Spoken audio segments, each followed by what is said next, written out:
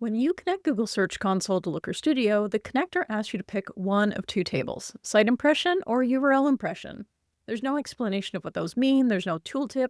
You're just supposed to pick one, and you might be guessing or Googling it and finding a definition that doesn't actually help you decide.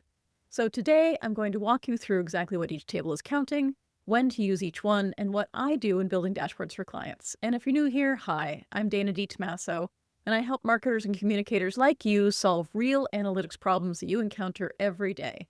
And if this is something you need in your life, please make sure to subscribe. This came up recently from a question one of our community members asked: which option should I pick and does it matter? And my answer is yes, it matters quite a bit. Let's first look at what you see in Looker Studio when you're setting up the Google Search Console data connection. So here's what the connector looks like when you're setting it up. You choose your property, your site, and then you see two table options, site impression and URL impression. Then you pick a search type, and there are different search types available based on whether or not you selected site impression or URL impression. When you proceed, you'll see different information based on what you picked. Here is URL impression, and here is site impression. And you can see that site impression doesn't have the landing page dimension. You might think that more data is better, but it does impact what you're going to see in your report, so URL impression isn't always the best choice. You can always create multiple data sources for the same GSC property, so you aren't locked into a single choice for the whole dashboard. And I'll come back to this in a bit, but first let's go over what you get with site impression versus URL impression. The big difference between the two options is how the data is aggregated. Imagine someone searches for best running shoes, and Google shows 3 pages from your website in the results. Your main running shoes category page, a buying guide, and a blog post. That's 3 of your URLs showing up for a single query. Site impression counts that as one impression for your property, because it's aggregating at the site level the same way the GSC performance chart works when you look at it inside Google Search Console itself. This is why when you use site impression in Looker Studio, your numbers will be much closer to what you see when you actually go to the Google Search Console website. Now, URL impression counts that same scenario as 3 impressions, one for each URL. So your totals are going to be higher, sometimes a lot higher. Both tables are pulling from the same underlying data. The difference is purely in how it's aggregated. And sometimes that discrepancy is minor, and sometimes it's huge. If your site has a lot of topical authority in a niche, meaning Google regularly shows multiple pages from your domain for the same query, this discrepancy between site impression and URL impression is going to be pretty large. A site where that's not the case will see smaller differences.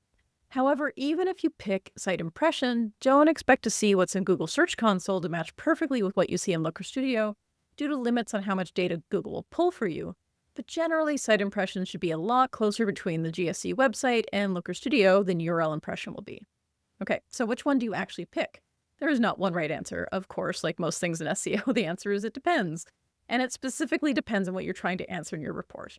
Use site impression when you're analyzing keyword performance across the whole site, if you're reporting on overall search visibility trends over time, or if you're comparing performance across date ranges at the site level. That's for these overall numbers. You'll use URL impression when you need page level analysis, what specific URLs are showing up for which queries, or you're building a report that lets someone drill into individual page performance. That's when you really want to get into the data. What we do for most client dashboards is we connect both tables as separate data sources. Site impression feeds the site level summary charts and the trend lines, while URL impression powers that page level breakdown table. That way you get the best of both options. In addition to picking the table you're going to work with, you'll also need to pick the search type: web, images, discover, and so on. Web is the default, but it may not always be the right choice for what you need.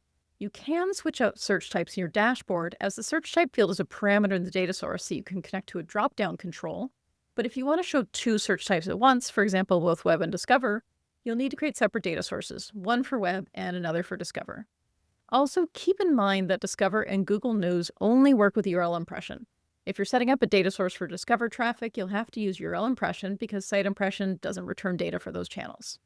Now, before we finish things off here, I want to talk about the numbers and how AI mode traffic is bundled into these results. Google has confirmed that AI mode traffic is included in the performance report, so site impression. There is no separate AI mode section, and I wish there was. Instead, it's mixed in with your standard web search data. When it comes to average position, you should also know that AI mode works differently from AI overviews. With AI overviews, all the link pages essentially share a single position. With AI mode, each link card, carousel item, and image block gets its own individual position.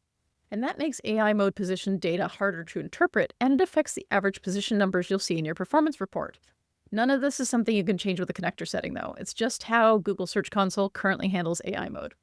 JC Chouinard published a really detailed case study on this that I recommend reading, and I have a link to that in the description of this video.